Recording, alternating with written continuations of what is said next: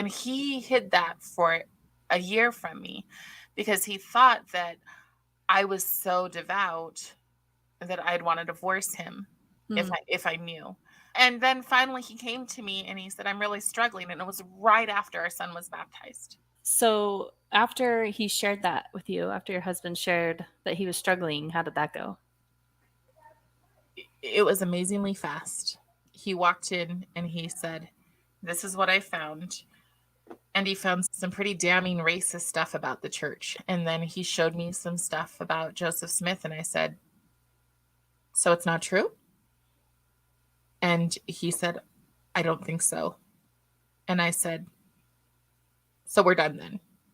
I am a person who truly believes live not by lies.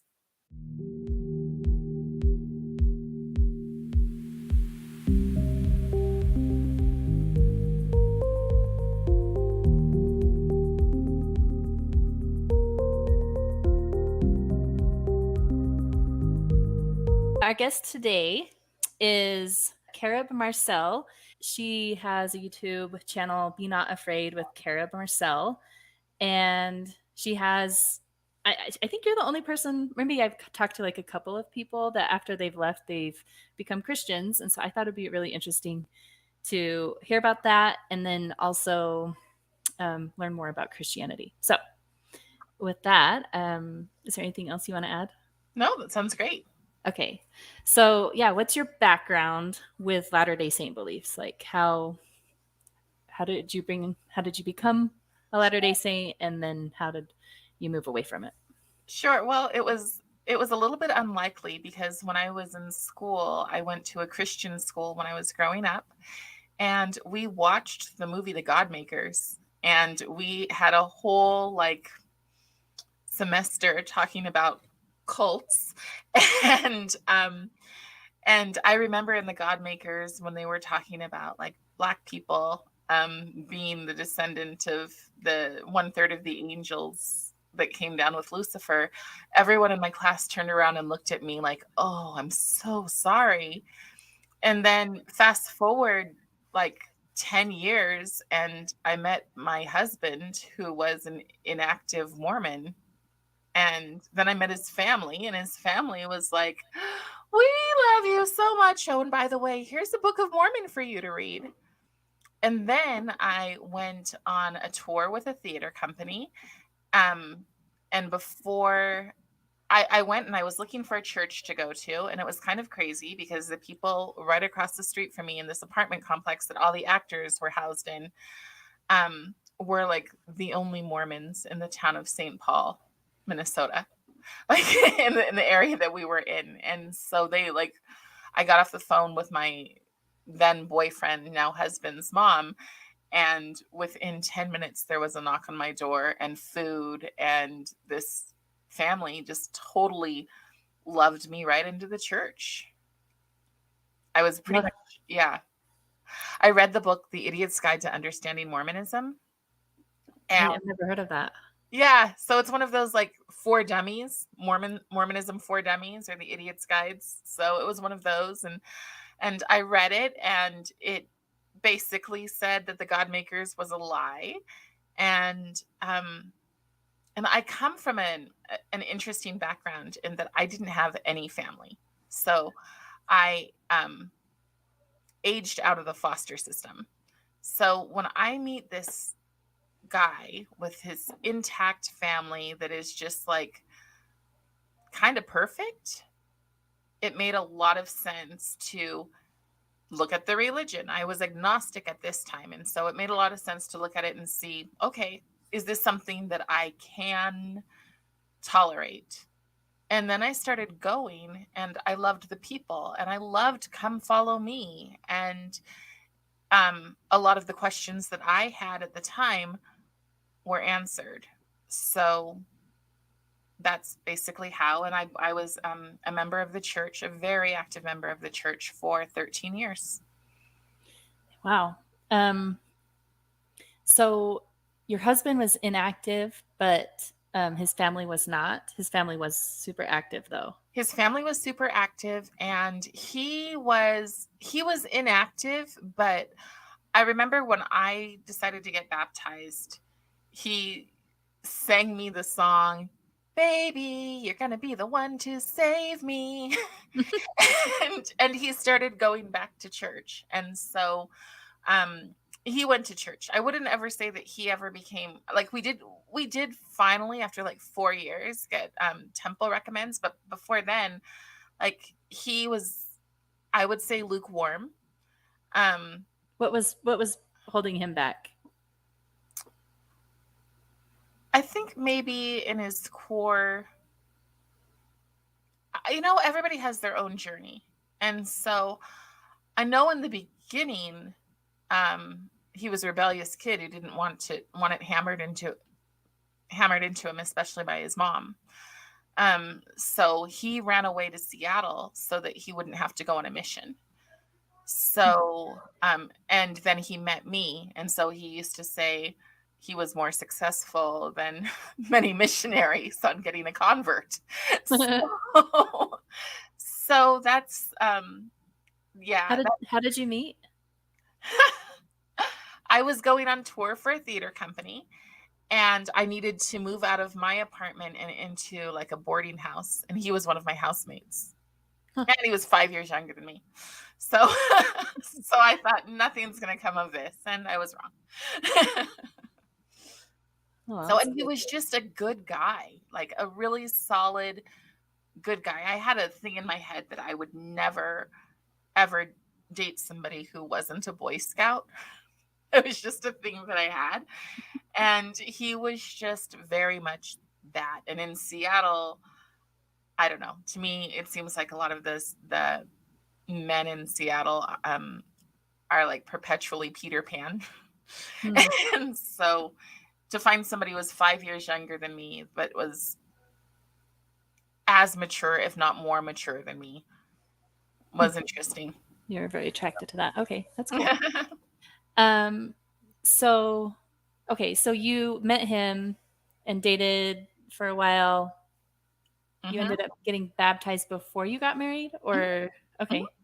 Yeah. Just like right before, because, well, I wasn't a virgin. So so I went on tour, and then when we went on tour, um or I went to a theater company to go on tour, and then it ended up not being a good fit. And besides that, we were like starstruck lovers. From He was in Washington and I was in Minnesota. And so I converted, and then I think we had a 3-month engagement. So, and during that time I completely like, you know, born again. So, not even kissing. I was so wholesome for 3 months. All right. That's I Sorry. don't know. I don't we've talked before and this is new to me, so this is Yeah. fun. Okay. So, okay, so then you were doing the Mormon thing for 13 years and then what happened? Well, um, so I taught gospel doctrines almost as soon right after I was baptized. So they pulled me in to teach gospel doctrines. And then they called me well, then we moved back to Washington. So we were in Utah. And then we moved back to Washington. And it was pretty quickly that I have the kind of personality that works well with young women. So I was in young women's, and I taught the Sunday school for the youth, 14-year-olds. And but I was in young women's for a really long time. And I started realizing that the things that made me choose the church, things like, for me, I actually was attracted to this straight and narrow path. I saw so much cafeteria religion, which is pick and choose the things that I like this, I don't like this. Um, and it didn't make sense to me, because before I was agnostic, I was raised in foster homes and was in church every Sunday. And like, I was the kid, well, not that kid, I was a weird kid, and had like I love JC on my shoes. And I wasn't talking about the Backstreet Boys. So I was super super religious at one point in my life. And so to find something that said they were the one and only church, that they were the true church, that all these other ones had pieces, but they had the full vision, I was all in for that. And then all of a sudden, I started seeing things and hearing things that didn't feel like the viewpoints of the people in leadership fit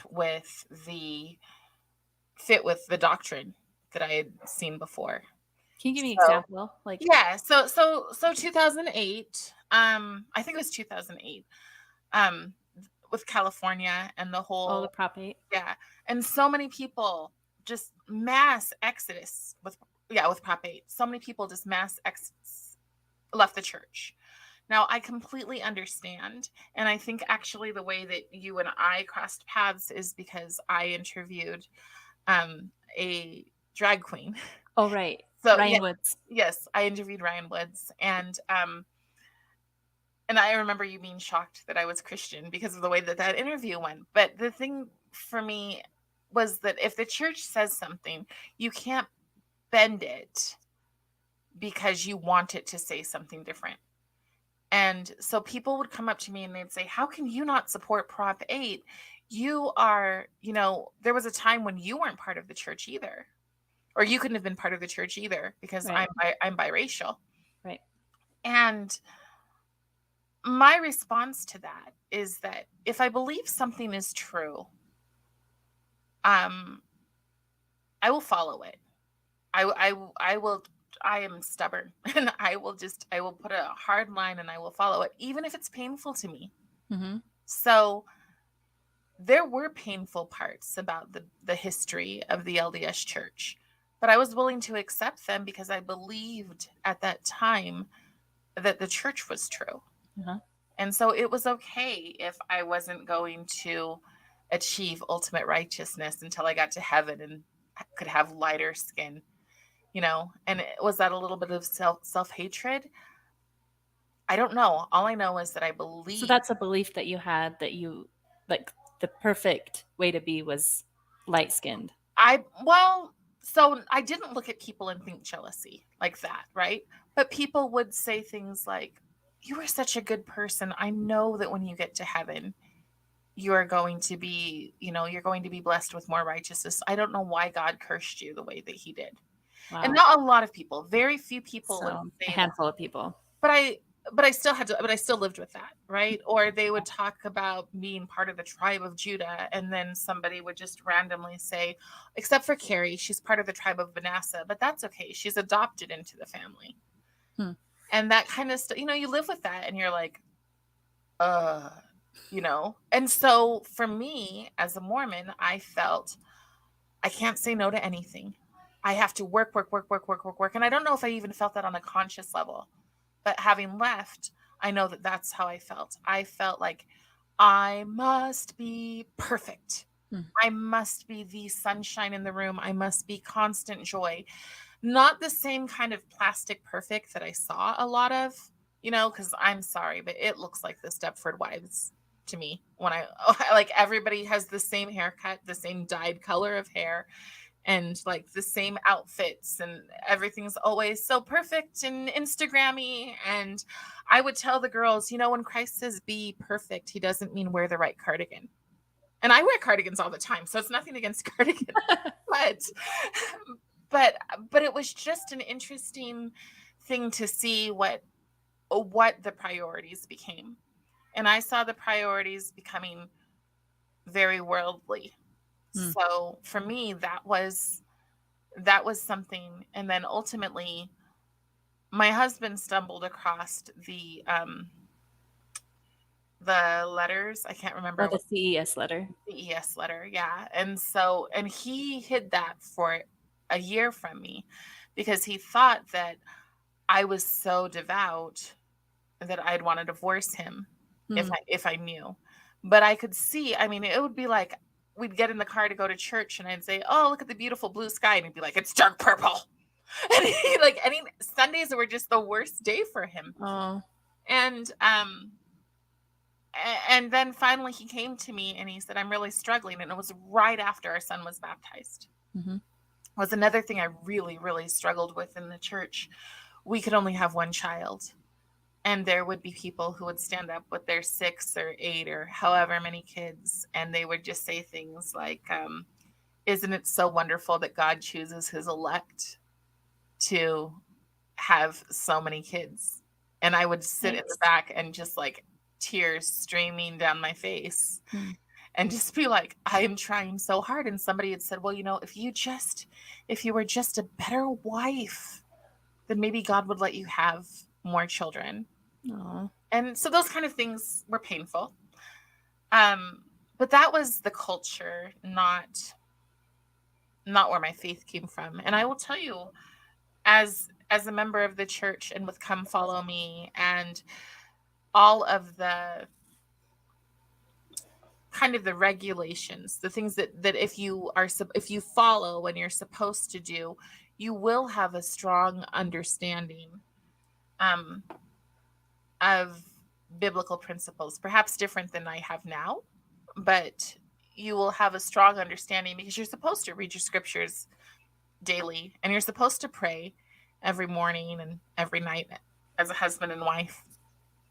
And um and as far as religion goes, because what I learned working in a charter school is that when we talk to the little kids and we talk to them about religion, it's not a religious school, but we're just like explaining the 3 major religions.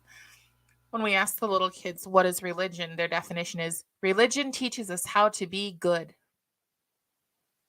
So I don't know if you just, okay, it had a sound that gave out for a second. But so religion teaches us how to be good. Oops. I'll just keep it that way. If you're hearing the sound, then I'll just keep it muted so you can't hear that sound. Oh, okay. Okay. Okay, that's fine. Okay. So we're learning this, and I'm sitting there going, I think I think religion means, or I'm not sure that anyone has a right to tell other people how to be good.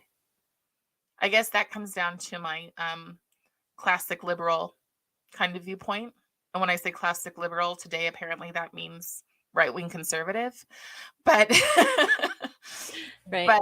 but my general viewpoint is no one has a right to tell anyone else as long as they're not harming someone else what they do. And so for that reason, I appreciate the LDS Church.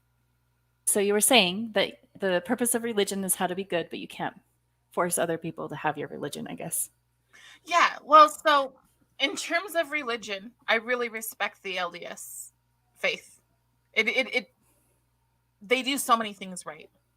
Okay, they visiting teaching make sure that nobody is going lonely month by month.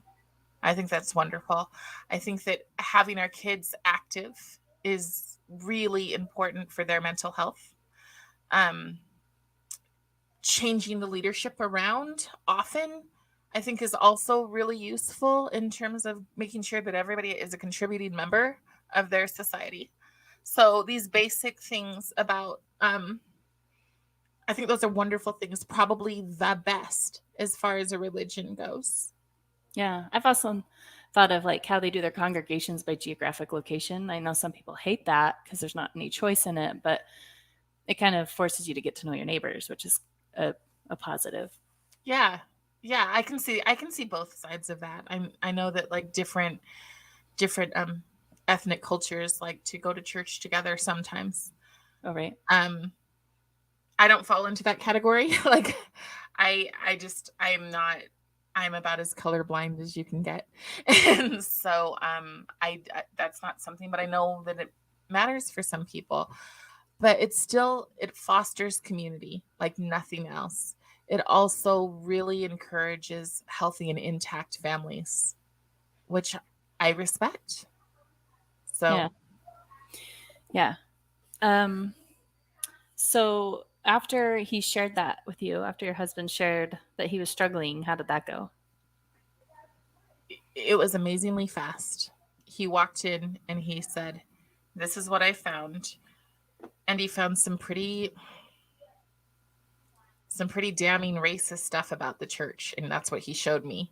Hmm. And I was like, and then he showed me stuff about Joseph Smith's history, um and literally I was preparing my lesson for the next week, and I think it was a Wednesday night. No, it wasn't a Wednesday because we had church on Wednesday midweek, so it must have been a Thursday night, and I was preparing for Sunday. And he showed me that, and then he showed me some stuff about Joseph Smith, and I said, "So it's not true?"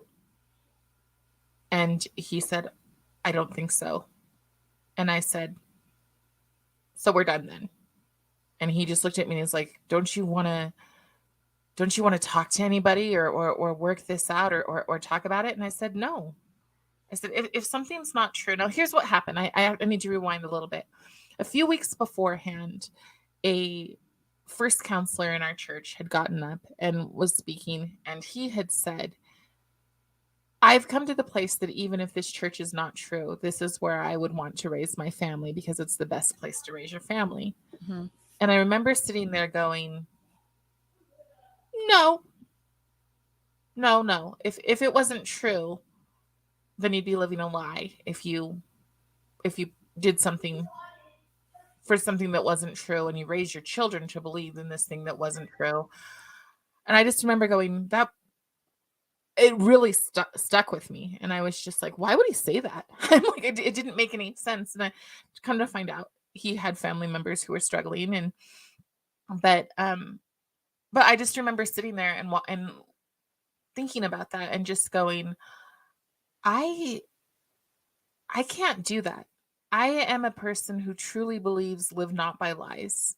And so for me, and also because I did feel like there was this progressive bent starting, um, where for me it was interesting, maybe because I was called a golden convert, right? So pretty much they taught me, and I was ready to be baptized in, like I think 4 weeks or something. It was really really fast, like a month. And then I was extremely like out there telling other people and bringing other people to church and all of this stuff. So I think that I lost my train of thought.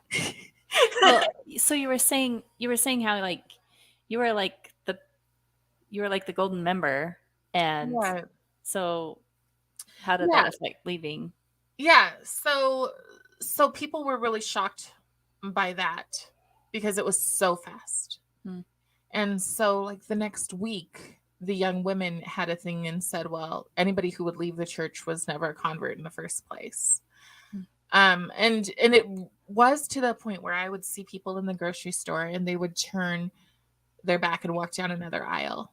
Wow. So what happened first was they all thought that I was in we couldn't possibly lose Carrie, which is what they called me. And so we couldn't possibly lose Carrie.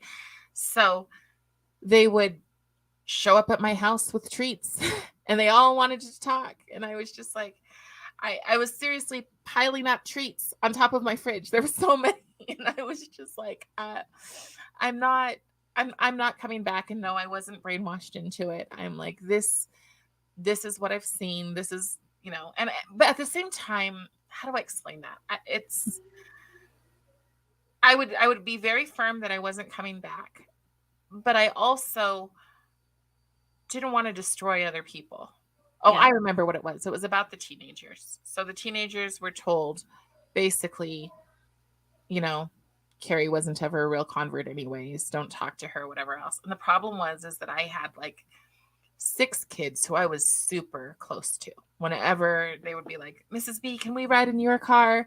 And boys and girls. And so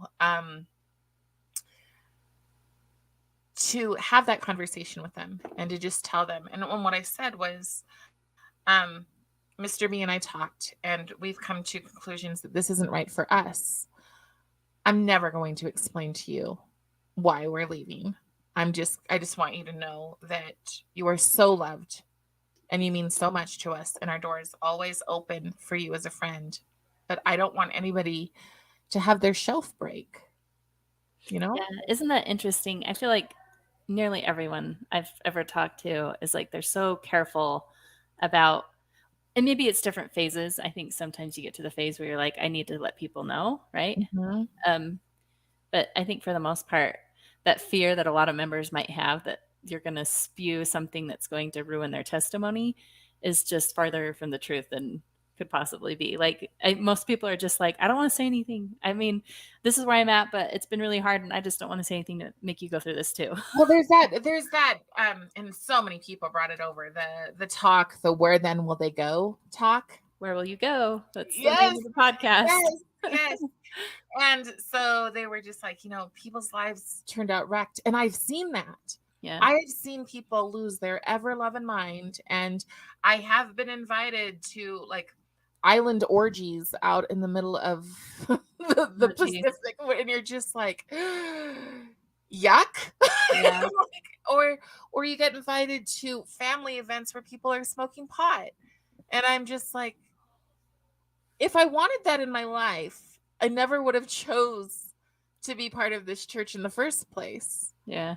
So it wasn't a thing that I needed or wanted. And honestly, I pitied a lot of people because there are people now who will say I've never felt so good with my feet absolutely secured on in nothing. Hmm. And I feel bad for people who embrace postmodernism. Well, that's interesting because I don't feel like I've embraced that. It's like almost I've come to the realization that um I don't know quite how to explain it. Because I kind of have a lack of belief in any kind of religious structure. I feel like I'm open-minded though, like if I heard something, I would like to participate, but we can maybe can get into this a little bit later. Mhm. Just like what is the requirements to be Christian, because my issue is the certainty that is within structures that bind people together. There's a lot of certainty around that central thing that holds people together that I just I can't I can't let myself participate in it because I don't feel that certainty, you know? And so it is kind of a belief founded on nothing ish, except for I feel like the things that different religions have in common. I think there's wisdom there, and I want that, but I don't know what that is. It's really hard to articulate what that is, but anyways, yeah, we can get into that a little bit later. But I hear people saying similar things, and I kind of understand where they're coming from. Um, but yeah. Anyways, go ahead. When we look at the way that teaching is kind of transforming, okay? We're taught now that in order for a person to learn, they need to be looking at a mirror and seeing a reflection of themselves constantly, as opposed to looking out, looking through windows and seeing other things. So for me, I've always appreciated being able to look at and go, oh, that's the way they do this. And Mm, that's the way they do that. Now, for me, I don't take on the other things. Like, there's a part of me that would love to join the ladies doing yoga, but for me, that's not something that it doesn't align with my views. mm, So even though I would love to have that social time and the stretching, I just am like, something doesn't feel right for me mm. in that specific area. But there's still an appreciation for it.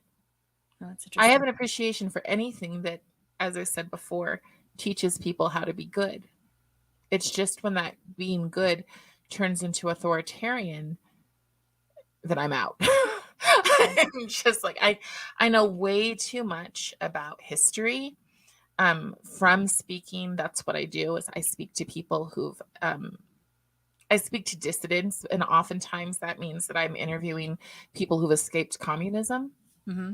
And when they start talking and they draw parallels to what's happening today versus what they saw and what they fled, I don't want anything to do with anything that's reflecting on that. So, Hmm. yeah. So, so you said it was fast when you kind of separated from the church. Yeah. So, then what? Like, So Oh, you're Christian now. How did you get there? well, so first I had this idea in my head of what it was to be a Christian, right? So I had a very, I needed to find the church that was as close to the Mormon church as possible without being LDS.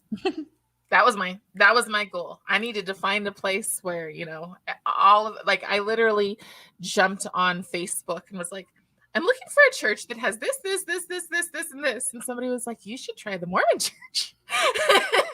And I'm like, That's thank funny. you. Thank That's you. neat. And I'm people so were happy. surprised and they were sending me messages who knew what had happened. And they were like, thank you for being gracious and not putting us down when you're, responding to these things. And I'm like, why would I put you down? You guys were my friends. I some of you still are. I value these relationships and I value my time. I would not have learned to be a mother considering the fact that I grew up in foster care. I wouldn't have learned to be a good and nurturing mother. At least I don't believe that was the path I needed in order to be, a mother, to value motherhood to the extent that I do. Mm-hmm. Um so we left that church, and my husband was really grateful that, because the thing is that I was Christian before. And then another thing that's important is that every class that I taught, I like, it's hard to explain the kind of convert I was and how I could have possibly been golden, because I didn't necessarily buy into or read a whole lot in the Book of Mormon, because you always had an option, right? You could teach from Right. the Old Testament, the New Testament, or any of the talks, or the Book of Mormon. I Mm-hmm. only taught from the talks or the Bible. So, Well, that's interesting. So you so didn't for, really have a Book of Mormon conversion. It was more of a I believe Joseph Smith went out and prayed and said, none of this makes sense, because I was there. I was definitely, having lived in 18 foster homes, mm-hmm, I definitely had a, who's got this right? mm-hmm. So I've been yeah, you resonated with that Catholic, story. Jehovah's Witness, all of these things, right? And so I'm like, not I wasn't actually them, but I lived in homes that were those. Right, right. And so That's probably a huge learning experience that you participated in there. If yeah, you stayed it with all was, those different families. yeah, and that's why I just kind of laugh when people say, call me narrow-minded or whatever else. I'm like, you have no idea. like I can get along with anyone, and it's fine because I can respect anyone, and that's really ultimately what that comes down to, is just having a respect. And when you have the respect, you can keep the relationships. Yeah. So there are times when you bite your tongue Mm-hmm. because you don't want to hurt people. Right. I had one of my very good friends say, I love you, but if you ever say anything disparagingly against the church, that would be the end of our relationship. Hmm. And okay, you know? Um, so there's certain things that I just don't go into. But what I would say about the other is that when we would go to a church and I would hear so much about emotive feelings. And then especially when, like, George Floyd died, then all of a sudden, like, BLM and Marxism came into the churches. And I was like, oh, that's not true. That's not gospel. That's not the Bible. And I'm only interested in things that are straight from the Bible at this point. Hmm. So but I still had a kind of, I know how to do this right. I'm kind of perfect at this kind of attitude, right? Um, and we went to so many churches in Washington trying to find one that wasn't bringing in what I would now call liberation theology. Um, and it was really, really hard because I didn't, especially having an 11, at that time, 11-year-old, trying to sort it out and figure out, and being told his entire life up to that point that this church is true, and then taking that from him. And I didn't want to mess up. Mm-hmm. So for a really long time, it really did kind of feel like a whirlwind. Um, we navigated churches, and then we found one that I really liked, and then George Floyd died, and in came the flags, and I was like, that's it for us. I'm just not doing that. What Yeah. gave you that, like, what gave you that foundation of like distaste for like when that political stuff was coming into the church and you were recognizing that? What were you like, what influenced that, I guess, do you know? Yeah. The black privilege, white privilege. I mean, for me, it was as simple as um I think it's in Galatians. You'd have to find it, but the verse that says, there's neither Jew nor Greek nor slave nor free, but we are all alike in Christ Jesus. Period. Mm-hmm. So when people are constantly being said white privilege, white privilege, white privilege, I'm sitting there going, no. And also redemption. So if you have accepted Christ as your savior and your sins are as passed from the east is to the west, then why are you taking on these other sins? Mm-hmm. And I also saw the grift. I saw the grift a mile away. Hmm. So I also didn't like that our schools were telling us things like, uh, if you question anything that you're being told, that's showing your white privilege. Because I'm sitting there going, I'm not white and totally questioning. I'm like, there are issues here. And I want to see the whole video before we have riots and looting. And I'm watching the kids in my son's class that they're being told by the teacher, this terrible thing happened, and this was a wonderful man. He was so good in his community. And then the kids are sitting there going, but I don't understand why they're rioting and looting.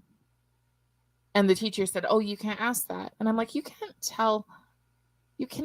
tell sixth graders or fifth graders that they cannot ask questions. Like, there's something wrong and something, in my opinion, cult-like. Mm-hmm. And then I watched the Patrice Cullors and all of those people talk, and I was just like, wow, you guys are filled with hate. Mm. So why would we bring hate and guilt and division into the churches? Mm-hmm. So that's just something I didn't buy into. I didn't buy into it when I was Mormon. When people would tell me things like, oh, you're from the tribe of Manasseh.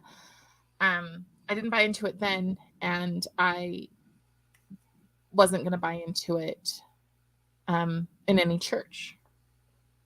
So, sorry, I'm going to Yeah. rewind a little bit Yes. because there was a question that I forgot to say. So, like, as far as not really the Book of Mormon not being like a keystone of your testimony, do you Mhm. think that was, did you not buy into the gold plate story, or like what was it that made it? Because I felt like the Book of Mormon was like central almost every Sunday, every conference talk.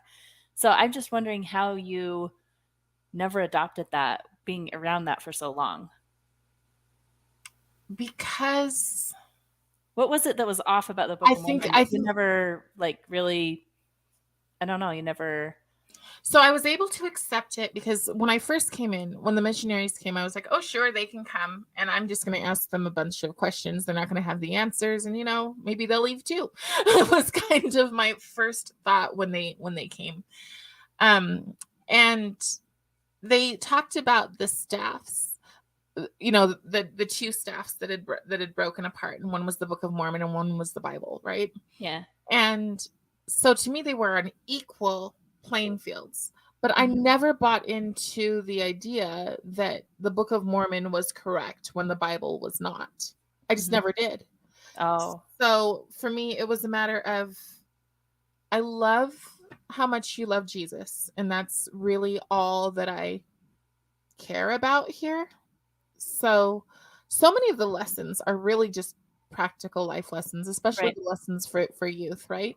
So you don't have to go into like the stripling warriors. You Mhm. know, the things I remember strongly are like hold to the rod.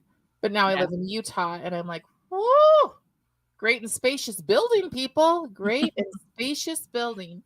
That's what I see. I don't Right. I don't see a whole lot of holding on to the rod. I don't see any principles. I think that Joseph Smith would probably haunt a lot of people right now. Right. So it was and it was fine.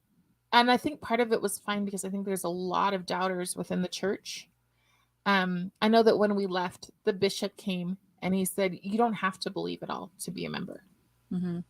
And I was like, "Yes, you do." and Right. and he said, "Well, if you don't believe this, let me tell you, um, you don't want to know everything I know about Jesus." And I was just like, "Okay, you can go now." Mm-hmm.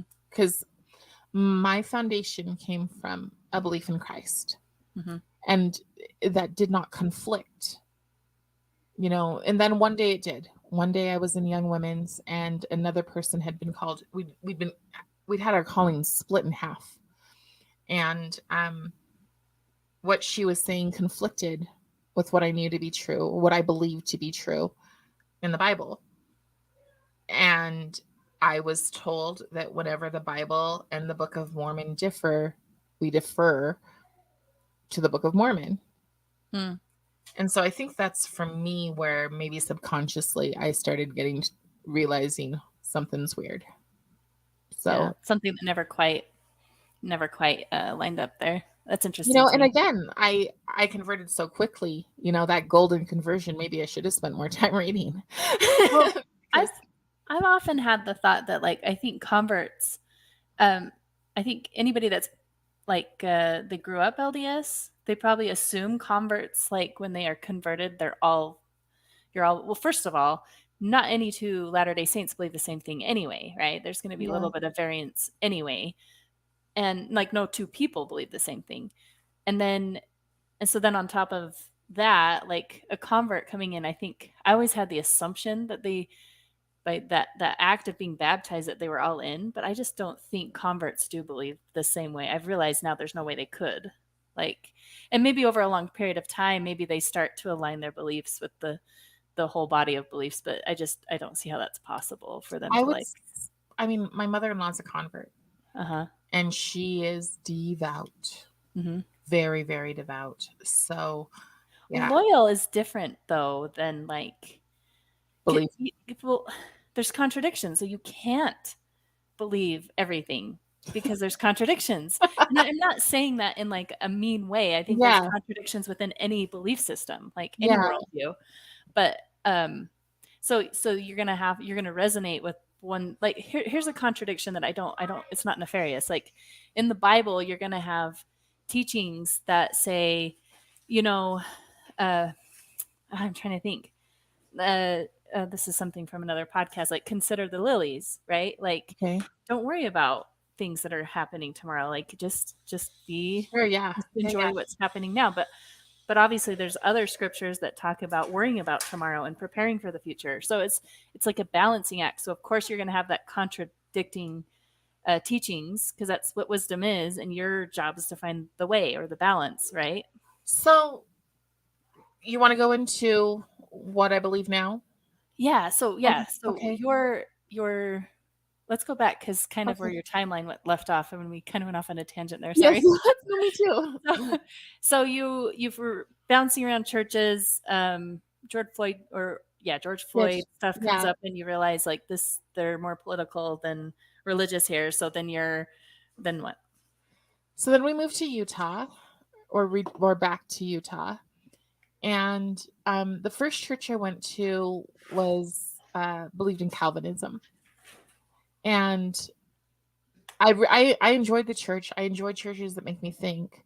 But when I had questions about Calvinism, basically that we're all predestined and that there's nothing that can be done if you are not predestined, you're not going to heaven. Um, couldn't wrap my head around that because I believe, that God is not willing that any should perish. Hmm. So I couldn't wrap my head around it. And I dared to ask the question. And when I asked the question, they laughed at me in church. And it was not like I have a pretty good sense of humor, but this was like, wow. Hmm. And for me, it was like, okay, I can handle this. But I'm thinking, I could never invite another person to this church. Hmm. I could not because I would not want to be the person who invites someone who's desperate and they get laughed at. So, That um, was your first church here in Utah, and yes. then And then so you just did a lot of church shopping. so much. We went to 3 here, and then we went to another one, and it was just very like video games in the youth group room and really easy like pop Christianity, progressive, just no, just Hmm. it wasn't right. And then I started working at a charter school, and a woman at the charter school was like, "So you're not LDS?" And I said, "No, not anymore." And she said, "And you're looking for a church?" She said, "Try mine." And Say that. Sorry, say that again. Where did you meet this lady? oh, at the school that I worked for. Okay. Okay. So she said, "Try mine." And honestly, she was like super prissy, and I was kind of like, I don't know about this. um, and I went, and the first thing I said when I went in there, I was like, "Look, there are so few churches here that are not LDS, and we are a biracial family, and I am not interested in being anyone's token. I'm not interested in woke. That's what I call it, you know. So I'm not interested in that ideology. I said, so can I just save your time? What are your beliefs on this?" And he said, "There's neither uh, Greek nor Jew nor slave nor free, but we are all alike in Christ Jesus." And I felt like, wow, wow. And the youth group had one person other than my son in it, and I was like, "Oh, this is awful. I don't want to do this to him." And um all of a sudden, like within like 3 months, they were like, "We're bringing in a youth pastor." And now we have a huge thriving youth group. But that's not the big thing. The big thing that happened for me is I was sitting there, and I have had, so even though like I was kind of perfect on the outside, not like visually perfect, but like, you know, could check all the boxes for my spirituality. When I was 5, I was I was raped for 3 days. That left in me um kind of like a sexual perversion. So I like really craved erotica um and pornography, and I would just be like hating myself that I could not get rid of this thorn in my flesh. No matter what I did, I couldn't get rid of this thorn in my flesh. And I realized I could never, ever, ever be good enough for God because of something that happened to me when I was 5 years old. And sometimes I would justify it and say, if I wasn't supposed to have this urge, then, then why'd you let that happen to me when I was 5? So I'm sitting there in church, and one day I just start crying, and I talked to the pastor's wife, and I just said, all these people, because of my work as a parental advocate, and because I'm a person of color who speaks out on the conservative issue, the conservative view of things, all of these people think I'm their hero, and I have this thorn. And I was like, if Jesus comes today, I'm not going. I can't be good enough. And she like she prayed with me and whatever else. Then one day I had enough courage, and I told my pastor.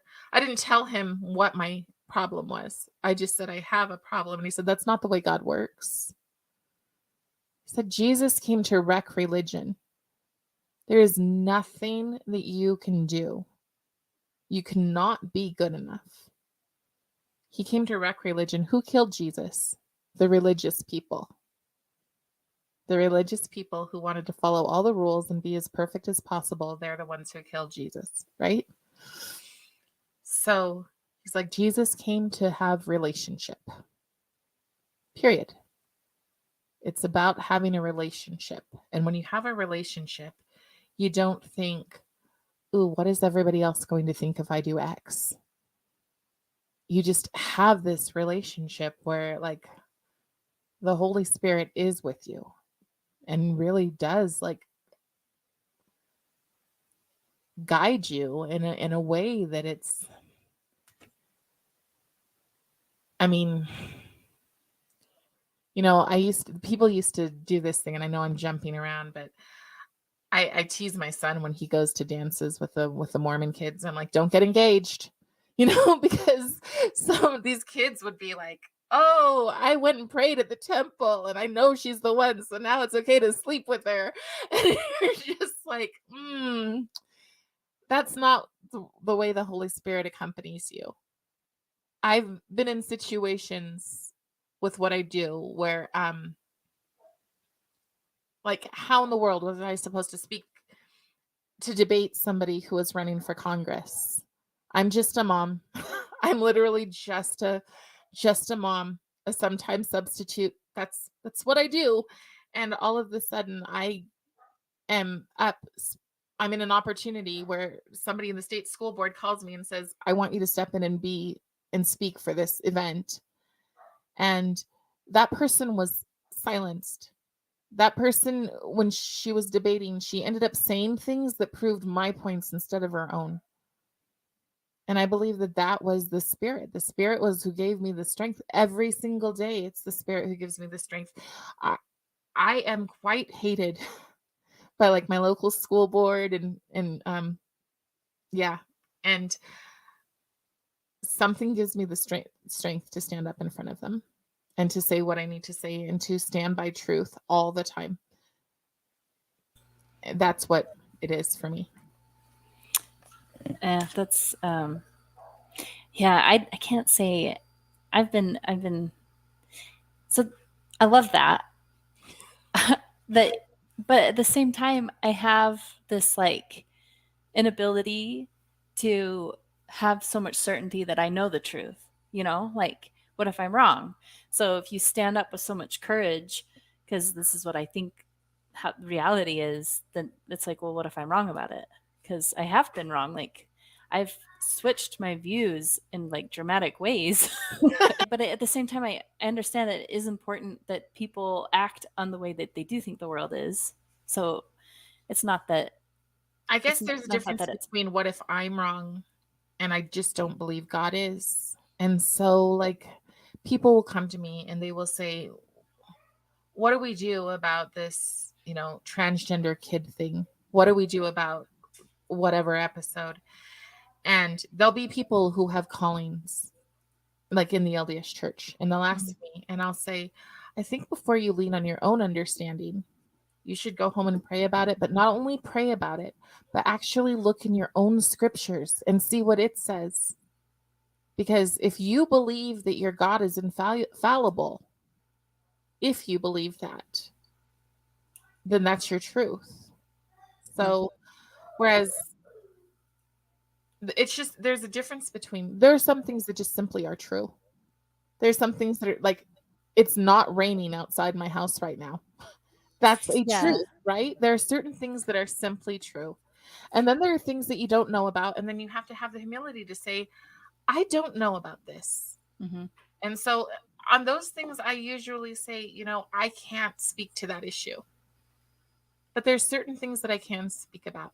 I can speak about the fact that, you know, children don't need to have porn in books in order to be able to learn, even if they're children of color.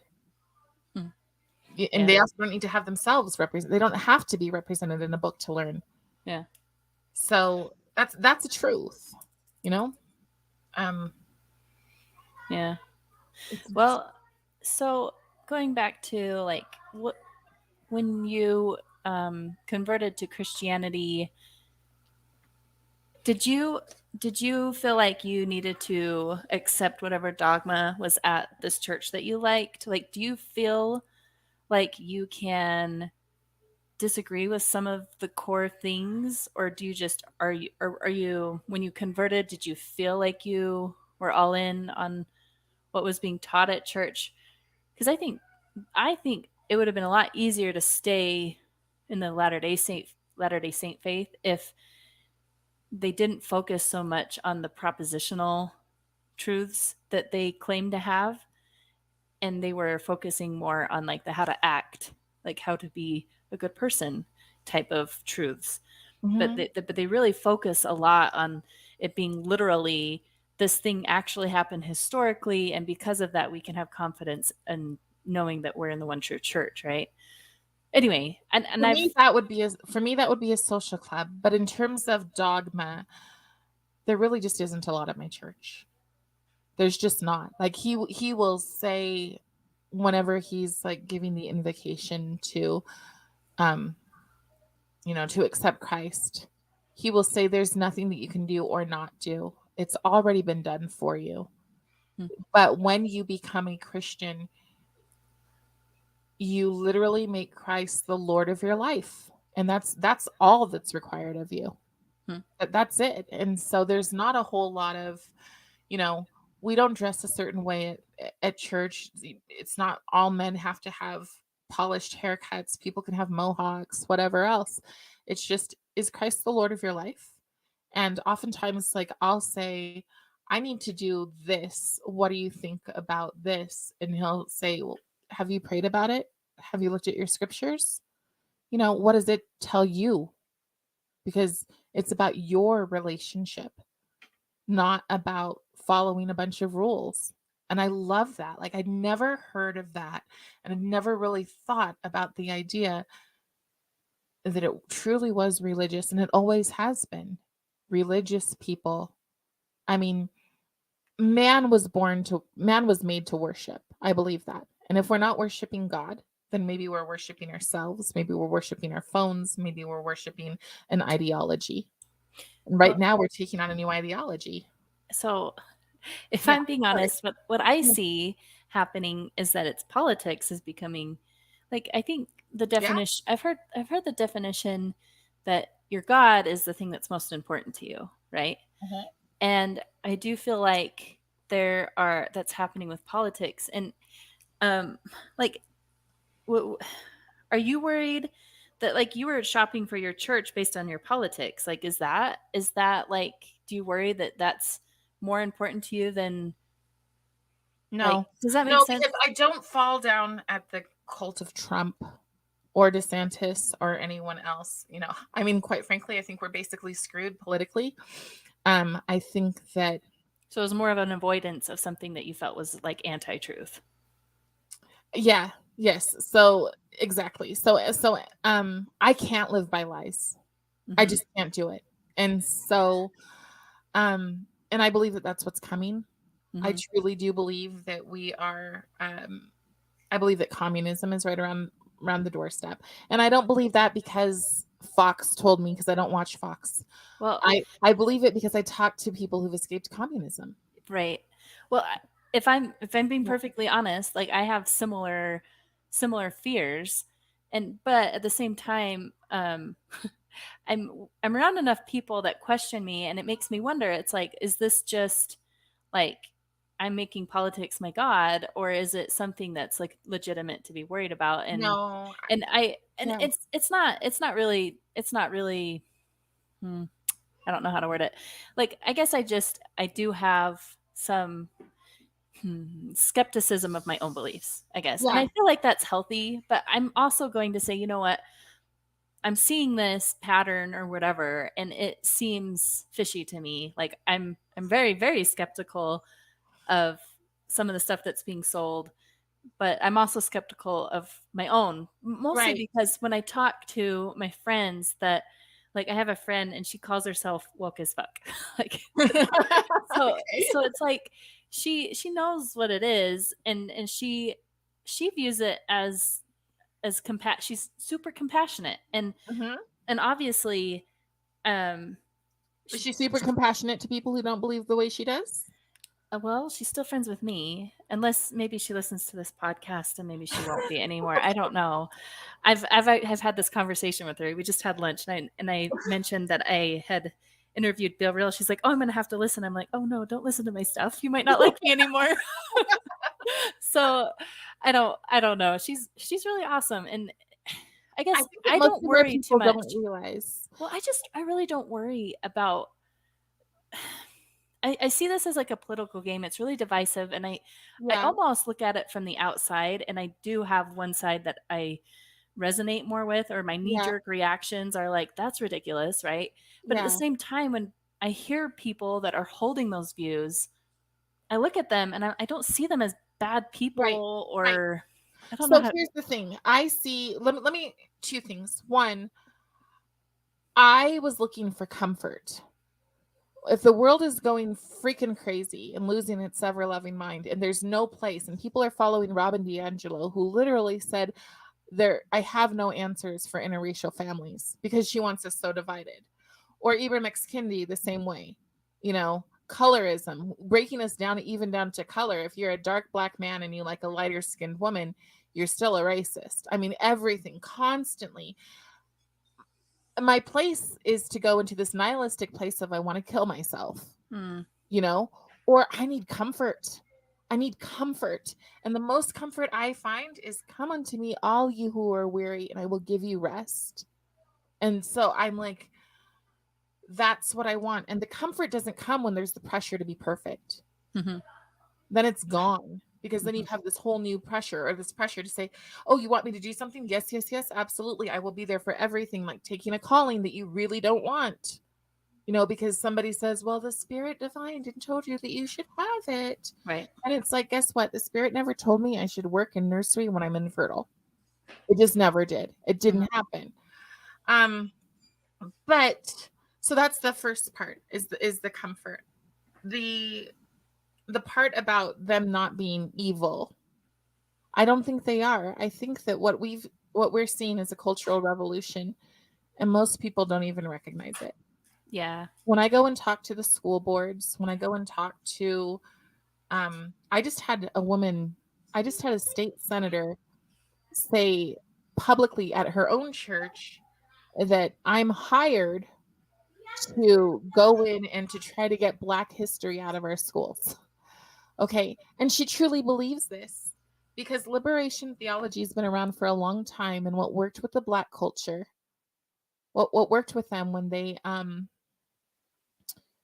taught these people that you are a victim and outrage is your virtue. You are this is your birthright. This is how you should feel. They figured out that worked with Black people. And now they've taught it to 2 decades, at least 2 decades of students.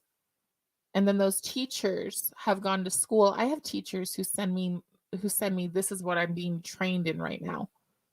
And it doesn't resonate with them. They feel like it's wrong and evil, but that doesn't So they are.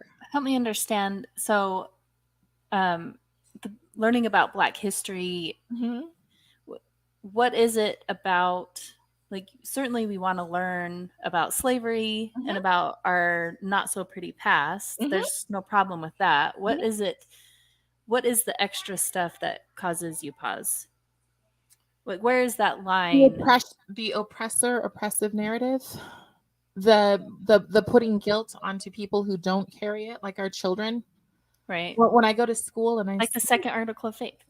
Sorry. so when I see children going into their classroom with one arm in one part of the sweater and the other person has the other arm in the sweater, and one is an overweight white girl and the other one is as skinny as a rail Asian girl, and they say we're twins, taking that away from them I think is evil. Oh, I'm sorry. I totally missed that. What do you say that again? Okay, so kids coming in from recess, okay, and they have, so the chunkier girl, she's got um a big sweater, a big cardigan, right? She shares it, so she's white and chunky, and she shares it with an Asian girl who is skinny Asian, and they're walking around thinking that they're twins. They don't see color until they're taught to. I see what you're saying. Okay. This is what my issue is, okay? I don't advocate for being color blind because that's a bunch of BS. Okay, if I go to the store and I see somebody who is of any black blood, even this much melanin, I'm like, hey, it's called the black nod. It's a Mm-hmm. real thing, okay? Mm-hmm. So, so I don't pretend that that's not there. But like, here's an example. I taught about Covert, Michigan last week to um the curriculum is K through 8, which makes no sense because that's a huge range. But um Covert, Michigan is a place that 100 years before the civil rights movement, so in the 1850s, it was settled by New Englanders and um, New England pioneers and freed and runaway slaves. They worked together. They intermarried. Black men were cops and judges. Do we hear those stories in our school? Have you ever heard of Covert, Michigan? We only want to tell one story, that white Right. people hate black people. We Which is definitely miserable. we definitely want to reinforce what we're believing. And so if like we're believing that there's systemic racism, we're going to try to find that evidence, right? And if we don't think it's there, then we're going to only focus on the other thing. And that's why I think it's I agree with terrible that both. we're not talking to each other, because there's probably a little bit of truth. It's hard for me to believe that you can get a whole group of people believing something if there isn't some truth to it. Social and emotional learning. Yeah. That, I mean, really, like teaching people that they cannot question a narrative is how you get people to believe this. How did they get people to believe that the Jewish people were demons with horns? Even the Mormons. There are people who believe Mormons have horns. Right. So I went to Florida once when I was like a tween, and there were some girls from Florida, and they did wonder if we had horns. Like they really thought we might. yeah. I mean, people will believe, especially if they're not taught to think critically. So, and that's the thing, like religion doesn't mean, well, I guess religion often means don't think critically. Religion often means do what you're told. Religion means compliance. Relationship with Christ means something different, I think. Right. I know that a lot of the sentiment that I get from a lot of the more progressive people that I know is they say something along the lines of like white people don't have to be afraid. This isn't a zero sum game. Um, they're like, you don't, when you lift up minorities and the marginalized, it doesn't take away from what you have. So is it maybe not a problem with the idea of helping the marginalized and the people that are on the outskirts? Like that's not actually the problem, but if they're implementing it in a way where people are feeling like they're less than just because they're a certain race, obviously that's bad. So is there some middle ground there where we can agree and say, you know what, we are all for helping people that are on the outside, but this isn't working? And you say out of your mouth, this isn't supposed to make white people feel bad, but then out of the other side of your mouth, you get mad when they're feeling that way, and you're calling them fragile. So like which one is true? Like, are you making people feel bad? Are they supposed to feel bad? Well, if they're not supposed to feel bad, maybe you need to change the way you're talking about this, right? Like, It's sadistic. yeah. I honestly think that there is like sadomasochism going on here. When Hmm. Because when you say things to people that you would not want to hear yourself, you know, we go into schools and there are people teaching diversity, equity, and equity and inclusion people, coaches teaching about microaggressions. If you compliment somebody's hair, that's m- microaggression, right? Um, First off, what is really helping? Because to lower the standards, to say that black and brown people or even black and brown teachers can't pass tests is extremely racist. That gives no credit to the doctors, the lawyers, the high-end professionals who are Black. So that's an extremely racist viewpoint to have. If we look Yeah, at people as individuals, I'm sorry, but this is like this is my thing. But if we look at people as individuals, okay, I came into school as a kindergartner, even with the crazy life I had, reading at a 5th grade level. I read Little Women when they gave me the book, Beth throws the ball or whatever. Um, to assume that minorities are less, that is not helping anyone. And the whole thing is that if you know your history, you know where this comes from. You know where the oppressor narrative comes from, and it comes from Mao. It comes from Mao and it comes from Stalin. And instead of race, it's class. We're just being used. Are there issues that need to be fixed? Absolutely. You want to know what systemic racism is? Systemic racism is when a teacher tells Shaniqua, when she asks the whole class, what do you want to be when you grow up? And then Shaniqua says, I want to be a doctor. And she goes, ooh, that might be hard for you. That is culturally responsive teaching, and that's racist. That's systemic racism. When our kids hear this over and over again, so that our diversity, equity, and inclusion coaches in Utah are making over $150,000 a year, but still crying that they're victims. Meanwhile, my friend who is a single mom with 3 kids who is Black wants her kids to go to those better schools.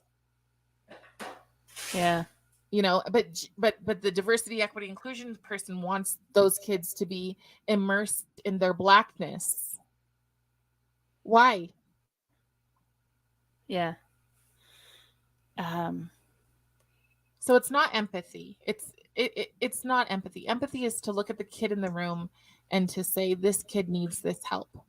Not mhm. this kid needs help solely because their skin, they've got that much melanin in their skin, and this kid, because you might be looking at that kid and that kid's the child of 2 doctors, and to not be able to see excellence in minorities, to not be able to envision excellence for minorities or that they can rise to the top, that's racist.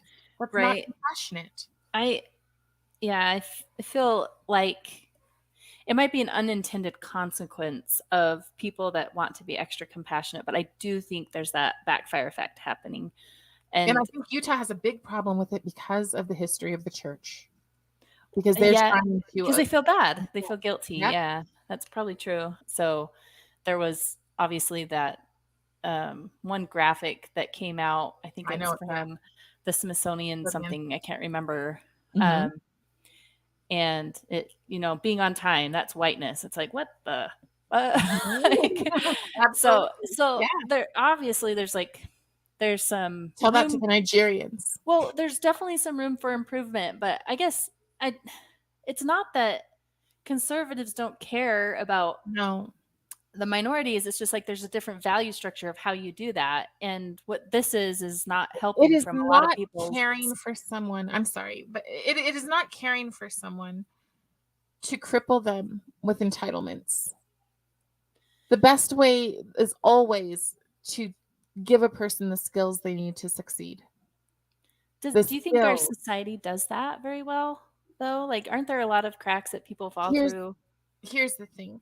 There are so many opportunities that go unused Mm. because in systemic racism, Black people are taught in schools that to be academic is whiteness. There's a major Waterford school Are had they taught that in 5. school? Like, Well, they're taught it on their playground, their communities. They're mm, shamed for being smart. I don't have very much experience. Like, I I was have been told in a all white the bubble my time. whole life, so I don't know, I but was told all the time by people, like I was made fun of for liking Shakespeare. hmm, So even though that's what got me into a fine arts college or performing arts college, but I was made fun of all of the time for liking Shakespeare. hmm, Um, and so many people are mocked ruthlessly especially minority conservatives, mocked ruthlessly by both people of their own color and white progressives. Hmm. I was asked the other day, not the other day, a couple months ago now, who picked me and called a house. Sorry if that word needs to be edited, but I literally I was called that because it was during that whole volleyball fiasco thing when I said Mm. maybe wait, maybe Well, wait and watch any video first. that actually makes me wonder, like, do you ever feel like you're used as a token on the conservative side? Yeah, both sides. I mean, Yeah. yeah, but not. The thing is that that's where my values lie. So My you my truly feel that way, mhm. but that probably There are gets annoying definitely too. things, yeah, there are definitely things that I'm like, I don't wanna show up because I know the only reason I'm coming is for this reason. And Mhm. then there are things that I go to, like when I speak out against porn in our schools, that, are I know I have a valid point. And I do the thing is that I have all the lived experience to be the, like, prime. I would probably be the governor's prime favorite token Mhm. if I fell into his ideology, but I Mm. don't, because I believe that, like, here's an example, these classes that I'm teaching these kids, the ones about covert Michigan, right? I'm talking to the kids and the first thing I say to them is, "What is history?" History, does that so if something happened in the past before you were born, do you have anything to do with that?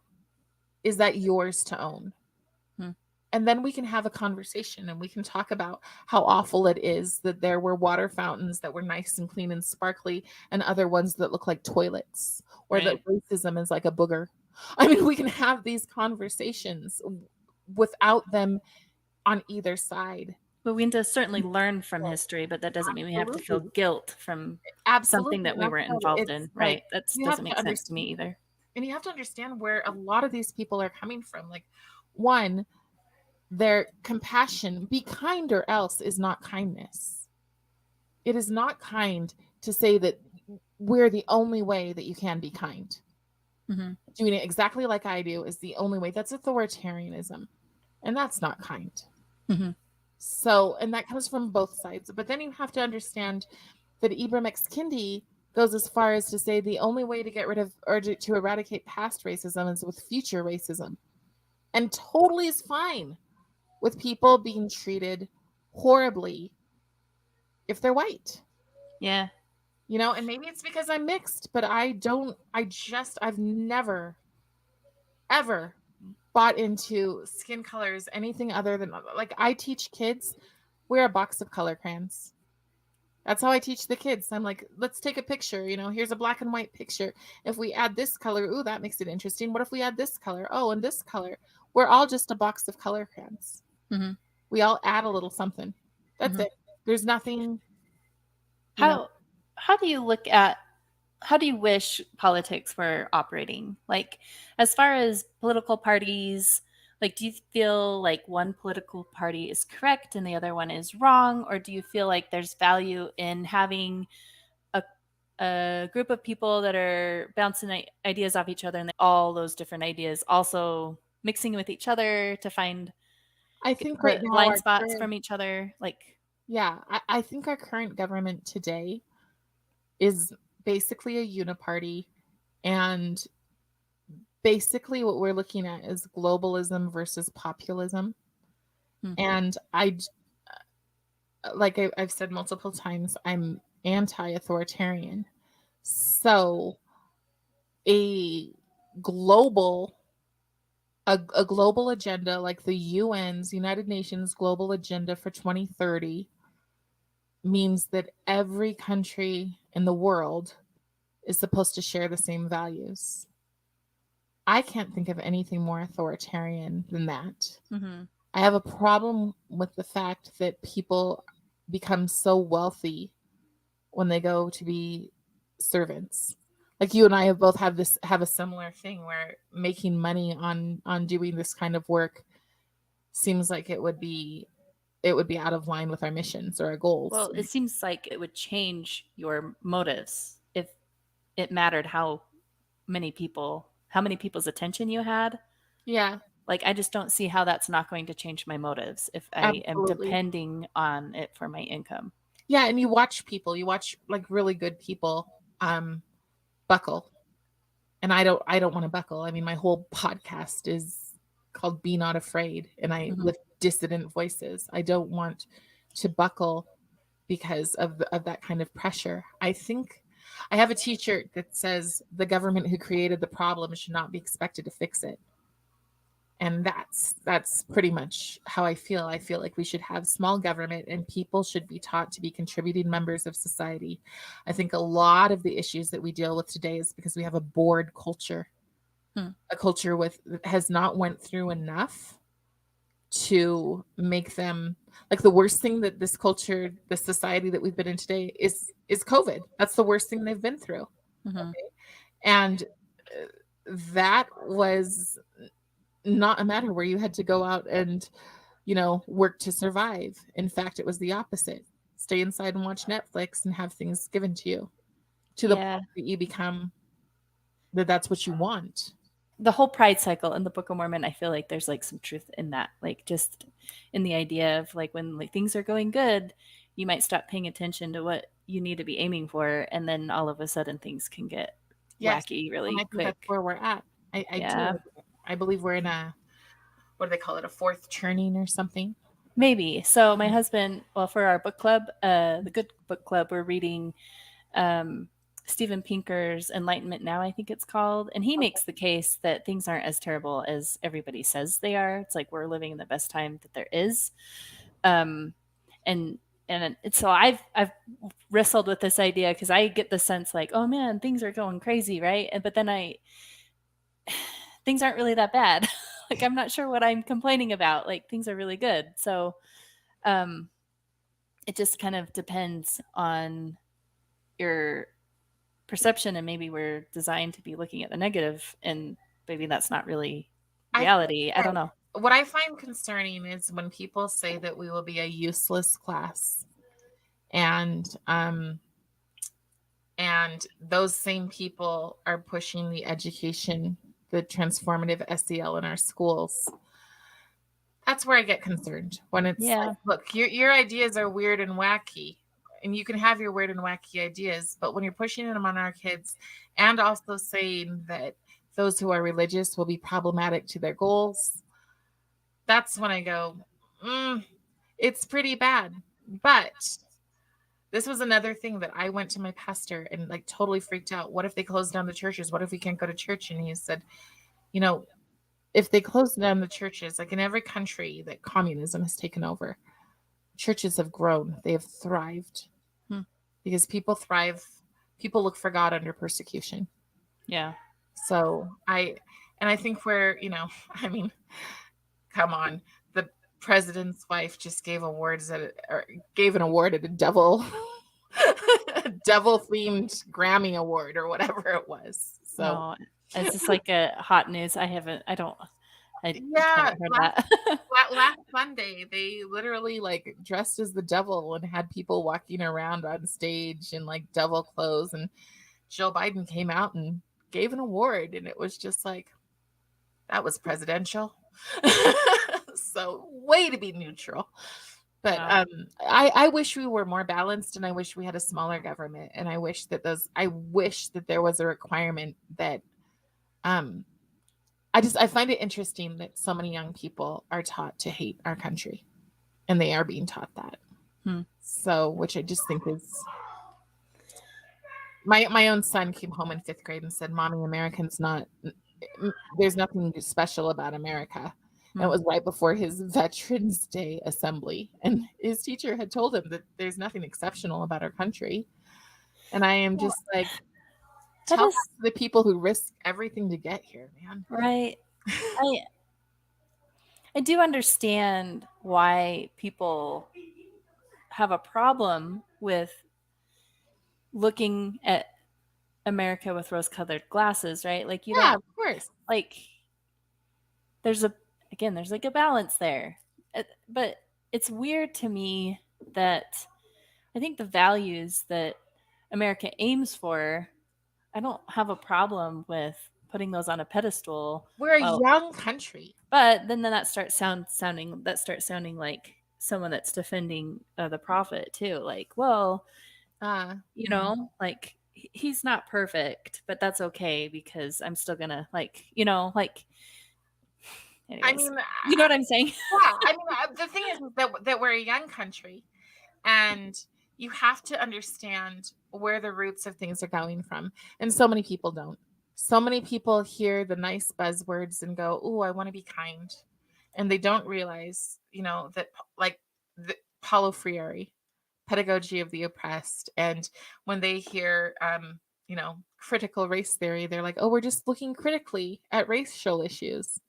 No, you're being taught to look through things through a lens of misery, to find out what all the problems are with it, and to never ever have a sense of grace. They just did a cartoon, The Proud Family, on Disney, and in it they break down and uh they start talking about reparations, and they're like constantly with a drum beating, slaves, slaves, we've never been given anything, America's never done anything for us. And I sit there going, this show's for children. It's on Disney Plus, and it's for little kids. And I'm like, you're teaching these kids to be activists, and you're not even thinking them. She's not questioning the fact that dad is an entrepreneur, mom is a veterinarian. She wants for nothing in her little cartoon life. But she is constantly raging because that's what she's been taught to do. She has no questions. She even at one point they say, we're against the global whatever else thing. And I'm sitting there going, and you're working for Disney. This is produced by Disney. So our kids are not being taught to think. And that's bad enough. But in terms of not being taught to think, they're also going to take religion from the kids. Social and emotional learning teaches them to have, it's not as bad as an adult to be able to think critically and to look around at other things. But when your family teaches you that these are your values, within your home, these are your values, I don't believe a school has the right to deconstruct those. So, what are the differences between Latter-day Saint beliefs and Christian beliefs? Like, what would you say are like the top things that are different in the way that you practice your religion now? Sure. Well, I think the main thing is that I I wouldn't call what I do a religion. So that's the first thing, right? Religion has a lot of rules. All of the rules for the temple. You have to be worthy to go to the temple. You have to do all of these things, right? I don't have anything like that. So there's one thing.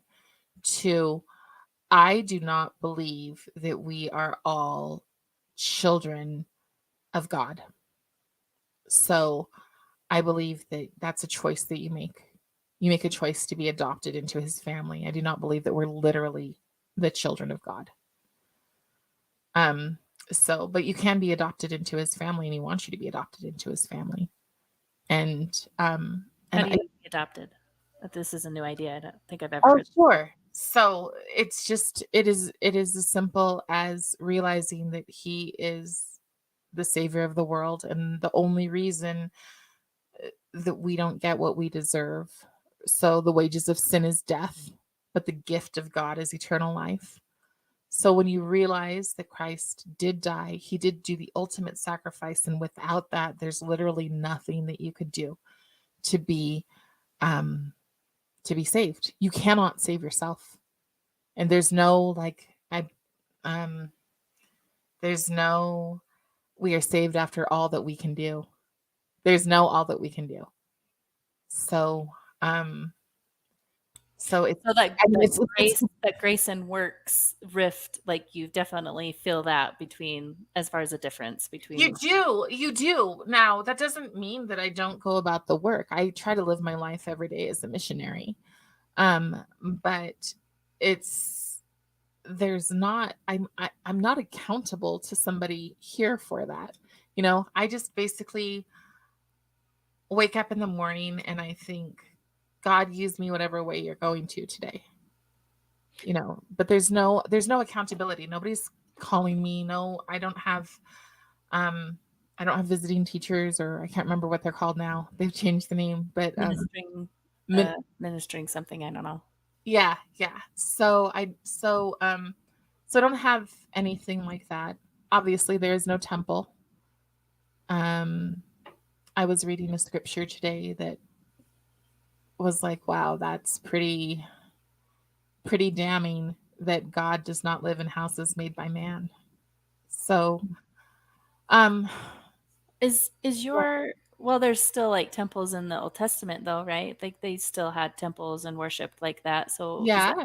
why is that a problem for Latter-day Saints to say, "Hey, we're doing a Oh, same." I don't. Okay, so that's the place where I guess I wouldn't call it a problem. Like Oh, I respect it, just like I respect Hindu or anything else. So oh, it's not a problem. It's just not my that's choice. just how you're seeing it. Yeah, Okay.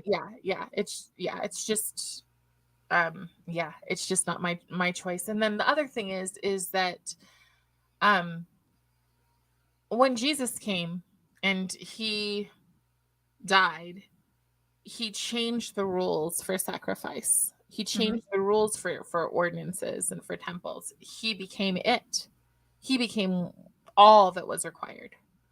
So things that were pertinent in the Old Testament aren't necessarily. Yeah, Doesn't mean that that's a huge difference in belief then, yeah. yeah, yeah. So But um what about like the 12 apostles? Why was he like setting them aside, the 12 apostles, from like you don't think there needs to be that kind of structure still? Because that's like one of the restoration's views, right? no, yeah, but I would say no. I don't think so. I think that the more, not just men, because I don't want to sound sexist, but I think the more people that get involved between your relationship with you and God, the more it has a chance of being convoluted.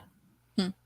So, but that's not necessarily I can't say that that's what my church would say. That's just my own relationship with God tells me that that would be too much. I appreciate having a shepherd, i.e. a Mhm. pastor, Uh-huh. somebody whose full-time job it is um to give me Offer scripturally based facts, as opposed to, offer sometimes guidance in some way. sometimes in sacrament you'll get people who really put the work in, and then other times you'll get people and you're like, what was okay. so I think that that's a different that's a different experience. But How do you make sure like this you describe your relationship with God as your guiding source? How do you have the confidence that there's not some level of self-deception when you're saying, I think this is coming from God? How do you differentiate that between like maybe this is something I want and like I'm convincing myself this is what I want really? I Or don't think or that even God Satan, answers like everything. you have the belief of Satan, right? Okay, say I'm debating between a chili dog or pizza tonight, right? Yeah. God's not going to give me an answer to something like that. Okay. Like that's just I don't think that that's something that's super important to him. Mhm. But say it's,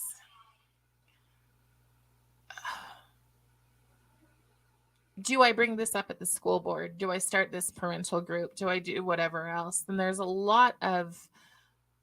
um there's a lot of humility. Like first my general thing is to like reason out, and I'm still a person who will write in a notebook, the pros and cons of whatever else. Uh-huh. And then you wait on the spirit. But then really the big one for me is, if I really don't know something, then I look through my scriptures, and it feels like the answer is always there.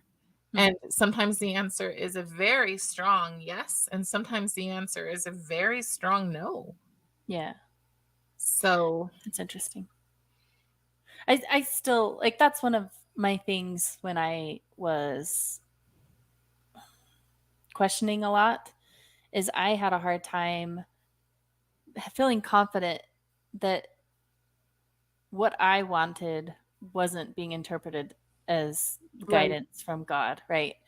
And I so think, I was just curious if but if you you. looked at your scriptures, if you wanted something and your scriptures very clearly said, yeah, what you want is not, I mean, if it was something that big, like just an example, um, you reached out to me after my interview with Ryan Woods, Mhm, um, and you were like, how do you reconcile, hanging out with him or supporting him with being a Christian because mhm, he's a gay man and a drag queen, mhm, right? And so that became an issue of, um, I know what the Bible says, but the Bible says two things, and one of them is to let God sort it out, and the other thing is to love. So, and I'm not trying to say this. I'm not a progressive who's like, let's queer children, because I'm not. I don't fall in that line at all. mhm, Um, but Ryan is a man who is not sexually active. He has sexual desires, and he is not sexually active because he doesn't have a desire to be promiscuous. And mhm, he wrestles, that's his thorn in his flesh. And he does so much good things. I mean, he's a very good human being. And I know one thing, that I'm not supposed to hate anyone. mhm. So I may hate ideas. I may hate and despise ideology, and it is the bane of my existence. Yeah, Progressivism is the bane of my existence. But I don't hate the people, you know? You mhm, you have to treat people with love. For one thing, and this was another scripture that was there today. It was talking about how in Corinth there were prostitutes, and there were men who slept with men, and there was blah blah blah, all this stuff. And it was still the same. The wages of sin, any sin, is death. But that's who you were. You can be made clean. And so it's like, how do I judge how people are going to turn out? I just can't. It's not my yeah, place. right. I guess another question I have, or I'm curious about, like I came from a very structured organization, like church organization, Yeah. where it's like everyone across the whole world is having the same lesson on the same day, right? Uh-huh. So how is that different from the church organization that you're associated with? Non-denominational. Okay. S- So it's your church is a congregation of one So it as was far as the organization part of it. it was a member of the Assembly of God, and they recently removed the of God from it. I don't know why they did that. I do know that when I was looking, I almost didn't go because I know that Assembly of Gods have um, crossed over to liberation theology. Is that Assembly of God like that? So that's just like a bigger organization where you could have different. It's just a denomination. Okay, so So, and then a so if you're congregation could charismatic, yeah. help have resources and stuff to. Hmm. Okay, Hmm. kind of like franchise almost, right? Like Yes, I'm trying to think of yeah, this that's a good way. because I don't know Put it. much Yeah, about. yeah. I don't. I know a little bit about. So when I when I kind of went through the rabbit hole of like this thirst for learning everything about Mormon history, I also like went down this other rabbit hole of Christian atheist YouTube stuff. So I've learned a little bit about different Christian denominations that way. Like Hmm. I know what a Calvinist is. A Calvinist would be someone very legalistic in their belief, right? Like, and then you've got um, I don't know. I don't understand Catholics a little bit better. Presbyterian, I don't know if I know actually a lot of like when people say Protestant or evangelical, like I'm really not sure what those terms I would mean. say most of them. I mean, Like are you evangelical? Is that would that be yeah. you're under that umbrella? And what is yeah, what is that? Um, mission minded, like missionary minded, sharing Okay. your faith. Yeah. Versus Protestant is just No, broke off. Protestant is just, they left the Catholic. They broke up from the Catholic Church. So you're So still under that umbrella as well. almost everybody's Protestant. Yes, Okay. but the bigger issue is that so many of the churches have embraced liberation theology, which basically makes them null and void as Christian anyways. Hmm. So that's Well, just see when I hear you say that, it's not that I still have a problem with those ideas, and I do, if I'm being honest, like I'm skeptical of them. But at the same time, I hear that and I just wonder, like, liberation have our theology. politics become our God? No, Like that's no, how where we're liberation. getting our truth from, you know? No, their politics have become their God, and that's the point. Hmm. Liberation theology makes Christ's sacrifice second or less than social justice. Hmm. So bringing the politics into the church, it was never like, even when the Pharisees or Sadducees, I don't know which ones, but somebody came up to Jesus and said, "Hey, tell us about this law and how are you going to do this?" And he said, "That's not my Father's work." Hmm. He was very clear. He was about helping the poor and the sick and everyone else, but that was not his main purpose for being here. Hmm. His main purpose for being here was to be a sacrificial lamb. So to turn it into social justice, and this all comes from um, a red priest. So when Russia, Stalin, they brought over, and he actually came to Utah.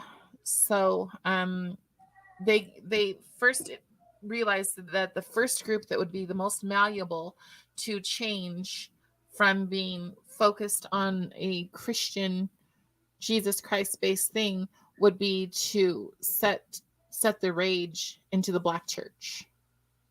So the black church became a place for, and this is from Manning Johnson's book Color, Communism, and Common Sense. He was one of the first people. Um, but the I can't remember what the red priest's name was, but he was a communist, and his job was to put communism, or the communist ideals, into the church. So what Stalin did was he um first they massively persecuted the Orthodox Christians, and then when they let them out after taking their children and all sorts of horrible things, when they let them out, they infiltrated the church and they changed it from being what it was originally supposed to be about.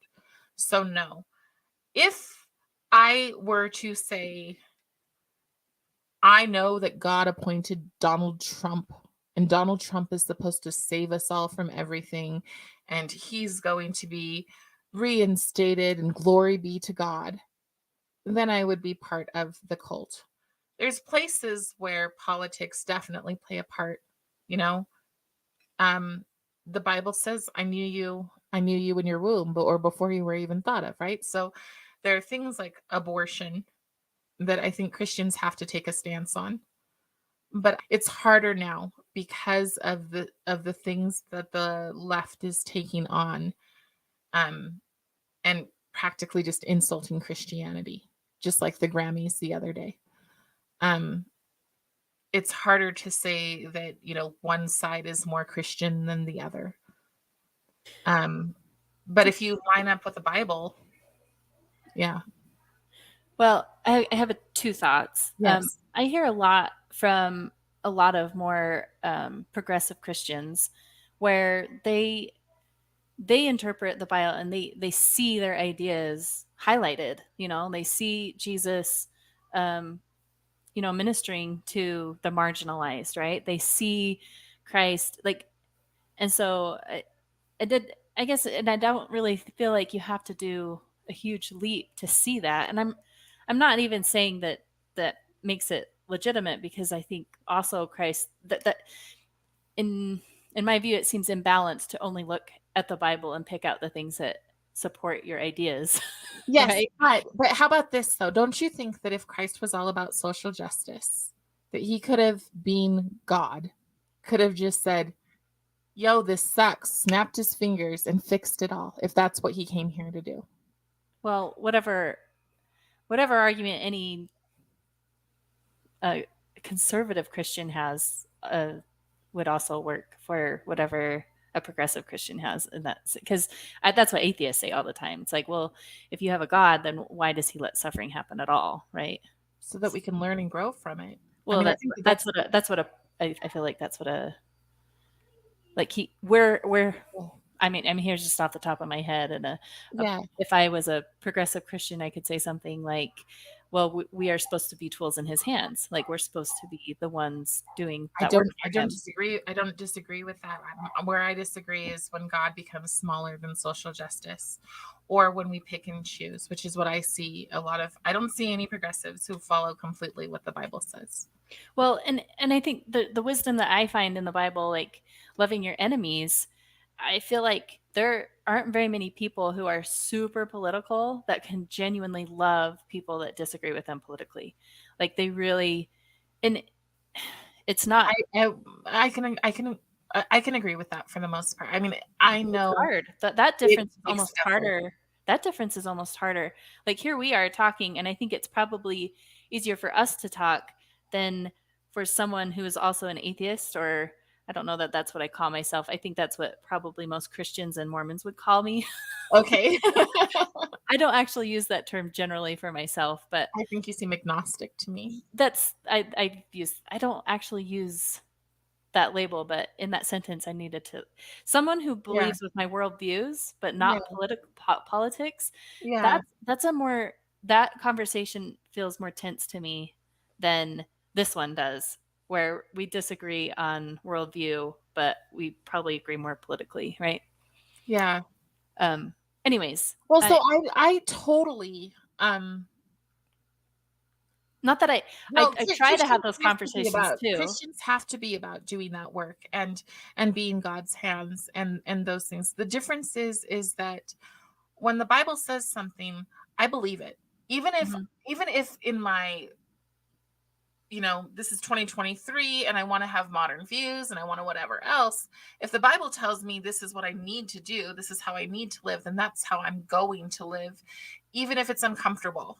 Mhm. So I have had to come to the point where I will say, okay, they hate me. Well, they hate me because I'm literally doing God's work. I literally, like I said, I wake up in the morning and I say, use me how you will. And when I go to the schools and I say, this is going on and this is a problem, and I don't understand how you can align yourself with, you know, said calling and and promote this stuff and and knowing how much they hate me, knowing that they will slander me, knowing that there is a person who, may shoot me at some point. And I'm not joking about that because they think that I believe something because somebody's told them that I do. And they think that that's what I'm about. And I'm like, well, there is a point when you say, and it's in the Bible, and it says, if any man comes after me, he must deny himself. Progressives do not deny themselves from what I've seen. There it is always, well, I feel. And the scriptures are like, don't be fooled by your feelings. So it's different, but I don't hate them. The ones that I have the hardest time not hating are the ones who think that my child is fair game for them. Yeah, that mother bear comes out, huh? Yeah, that's the stuff that makes me go, okay, I really need to see what's going on with these people as a disease, as they're sick and they're spreading their sickness, as opposed to I hate them Hmm. and so and when you see somebody is sick and you're Christian, well, then you should be about healing them. So that's why I'm always willing to have conversations. Not that ours is that one, but I'm always willing to talk to people and try to set the record straight and try to find not necessarily a common ground, but a place of truth. Or understanding. That's kind of what I feel like I've been trying to do. I feel like when you understand people, then it takes a layer off Yeah. of, because you can still say, well, I think you're wrong. But if I Right. understand what you're saying, then at least I can not think you're evil or, Right. a We have terrible to force person. ourselves. We live in a culture that is really working hard to dehumanize us. And so we have to force ourselves to see the human. Um, is it Les Mis where they sing they see the face of God when to love another person is to see the face of God? I don't know. I can't. Yeah, I think it's that, and that's really it. Like you have to be able to see in them, this is somebody's child. And for me, what I see is especially because I believe that liberation theology started within the black churches. It was not their fault that they were taught to see racism around every corner. But that is the reality. That is the reality. It doesn't matter how successful people are, they still see racism behind every corner. And what a crippling and scary place that is. Um, yeah. I'm going to ask another. So, do you ever worry about kind of the rhetoric on the right side of things where they're like, well, see, the liberal experiment didn't work? Let me give you an example. I was listening to something on the Daily Wire, and they were all being outraged about Dylan Mulvaney, right? And I'm trying to remember the commentator. Anyways, one of the Daily Wire commentators said something along the lines of, like, this person should be institutionalized or something like that. And I was like, what? And they basically said that there should be laws that prevent this from happening. And that scares me just because it's like, well, if we give the government that much power to put people that disagree with how to act in this world, and they're not hurting anyone, but you're going to put them with Okay. against their will, institutionalize them. Like, I'm just thinking, The part that I would differ on with hurting anyone is he and that other guy person um gear their stuff towards young children. Like, let's play with Barbies, you guys. I mean, so this is the stuff where I'm like, that is hurting somebody. But no, I don't think that. I mean, that's what I said from the beginning. I'm a classical liberal. If you are a certain age, then I think that you should be able to do what you want. I think well, that I just feel like there's this reactionary thing happening where they might agree with the anti thing that you're against, right? And right. then they're also, their solution to it is more government, So right? when That scares me too, because that's exactly what I think that there are a lot of progressives that will point at the right and they're like, oh my gosh, I'm worried about Hitler and Nazi Germany. And I think they're seeing that same authoritarian spirit, but they're not able to see it on their side, right? that's yeah, so that's part of it. When not this last State of the Union, but the other addressing when Biden had the red carpets and the red curtains Right. and the It looked Marines, just right? like Lion King. Right. It was okay. I don't even know what it was, but I just know I watched it and I thought Nazis were made tonight on I both don't know. on both sides though. Yes, because Well, you are oh, I see what you're when saying. you dehumanize people, then you teach these people on this Oh, side. right, with his rhetoric. I'm not okay. I'm not okay here. Well, then let me go over here. Mhm, Right? mhm. So sorry. I'm not I thought you were just talking about the way he had the setting set up, and I'm just like, I don't know. No, no. Any kind of I mean the military constant. show of patriotism can look like that too to some people. No, So, no. First off, I don't think that people know what fascism actually is. So, because if they did, then maybe they should look at the relationship between Google, Twitter, and our oh, government. right, right, That's literal fascism. right. So it's an interesting that's an interesting thing. But I do worry. Um, I'm stuck in the middle. I'm a biracial person. To Mhm, half of society, I'm not black enough. To the other part of society, I'm black. Okay. mhm, You get one angry person. You get somebody who gets fired, like they did at Boeing. They mhm. fired people for the pandemic and then they re brought them on them based on their ethnicity. Yeah, So you have somebody who can't feed their family. Mm-hmm. I walk into a Walmart and I'm, grabbing my groceries. They don't know unless I do feel this way. I feel like I need to wear t-shirts every day that say not one of them or God bless America every single day and look like, whatever.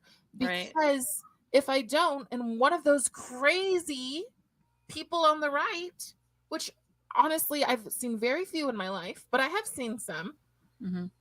they're pissed off and I'm the one who gets shot. I'm the one who gets taken out. Then you've got the people on the left who say, oh, she wants to pull Black history out of our schools. And somebody like the guy who shot the guy in Provo at the BLM rally, either But way, to if you clarify, do you want to take, is that true? You want to take Black history out of know, school? Right. in Okay. fact, Just to remember, I'm clarify, like, taking that. I just When don't want people to think that that's what you're saying. No, I'm saying that what I'm saying That's is how they view it. that's And what I that's was not that's what somebody said about me. That's right. what a Oh, I get it. I got it. representative. Right. And I'm like, you can't start spreading that stuff because all they have to do is watch the video, and if they're not thinking because they are not taught to think critically, and they Mis, just mis, mischaracterization of, I think yes, we do that a lot though. Like, I don't think that's just like a problem on the left side of the political aisle. In no, fact, like we were talking about, like there's some stuff on the conservative side that worries me, and it seems like you're not liking some of it either. yeah, But um, I see a lot of fractioning, like it's just keep on like nobody. It's weird that we see right left even because when you there's no two people that believe the same, and it almost seems to be getting more and more fractured. It's kind of weird, absolutely, but that's but part of it. That's part of taking us down, right? Because divided we fall, yeah, and that's where we're headed. So losing the thing that we have in common. yeah, Yeah. Well, anyways, we've been talking forever, so I will let you just kind of finish off with what your talk about your podcast, and then I can put a link to that if sure, people are interested. And yeah, sure, okay, yeah. So my podcast is Be Not Afraid, and I interview dissident voices, a lot of people who've come from China. Tomorrow I'm going to interview an older woman who uh, came of age, was 16 when Mao came into power, and she was a middle class family. They took everything from her, including raping her and um, just really hard things. But these people who have courage and who've overcome, that's kind of always been my thing. I have another podcast where I interview people who've aged out of foster care who are trying to make the best out of their lives.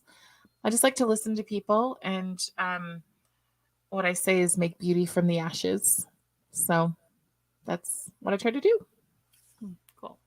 Well, thank you. And I'm gonna have to apologize to people that were hoping for more Christian stuff because I feel like we kind of went off on a tangent. It's really hard to not talk about politics. I think like it's interesting. One thing about being in the ex-Mormon space is when we're listening to like Mormon stories or um, even other podcasts um,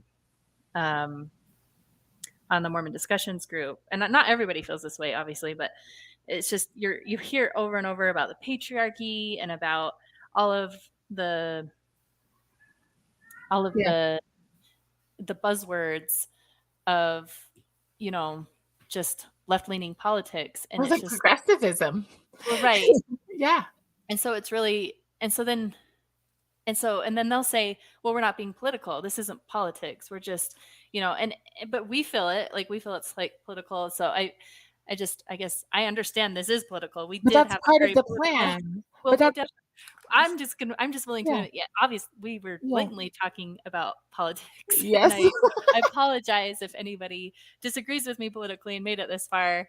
um I just it's hard for me to not see the parallels. And my biggest thing lately that I've been thinking about is that politics seem to be being more important to people than even their other foundational beliefs, which is probably not healthy for our society. Because at least like back in the 90s, people could go, I disagree with you politically, but we both believe in God, right? We still have that thing in common. I'm not sure what people have in common anymore. Like it's not not a good thing.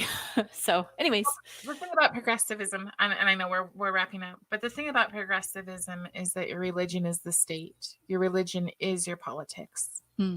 So there is no God in once progressivism reaches its ultimate goal, Hmm. which is Yeah. communism. So Right. sorry, but it is.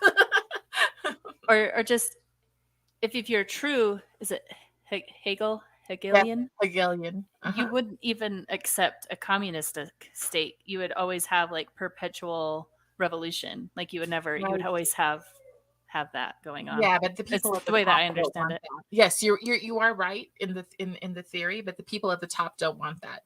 They want us fighting until we're manageable, and then the boot comes down. Well, sure, of course. So, Like that's how it's happened every time in the past. Like, well, that's a yeah, tangent. Well, yeah, anyway, thank you for your time, and hopefully people found this interesting. So, yeah. All right. Bye, Marty. all right, see Thanks. ya.